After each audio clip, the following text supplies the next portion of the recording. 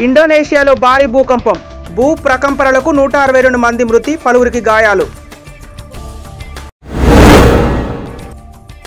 మంత్రి మల్లారెడ్డిపై కొనసాగుతున్న ఐటీ సోదాలు. మల్లారెడ్డి ఇల్లు, ఆఫీసులు, కాలేజీల్లో ఇన్కమ్ ట్యాక్స్ అధికారుల సోదాలు. క్యాసినో కేసులో వ్యాపారవేత్త బుచ్చిరెడ్డిని విచారించిన ఈడీ. ఫెమా నిబంధనల ఉల్లంఘన, హవాలా డబ్బుపై ఆరా తీసిన అధికారులు. ఎమ్మెల్యేల కొనుగోలు కేసులో మరో కీలక మలుపు. విచారణకు గైహాజరైన వారిపై లుకౌట్ నోటీసులు ఇచ్చిన సిట్. ధరణి పోర్టల్తో 1.5 ఎకరాలు ఆగమయ్యాని రేవంత్ రెడ్డి ఆరోపణ. భూములున్న వారంతా ఏకమై దీనిపై పోరాడాలని పిలుపు. ఆసిఫాబాద్ జిల్లా కలెక్టరేట్ ఎదుట బీఎస్పీ మహాధర్నా. ప్రజాక్షేమం పట్టించుకొని పాలనాధికారి వద్దంటూ ఆందోళన.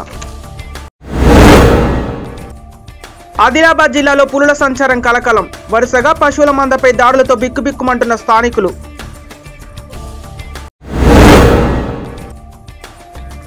ఫ్రాన్స్లో జాలరీ వలకు చిక్కిన బంగారు వర్ణం చేప. గోల్డ్ ఫిష్ ని చూసి అవాక్కవుతున్న నెటిజన్లు.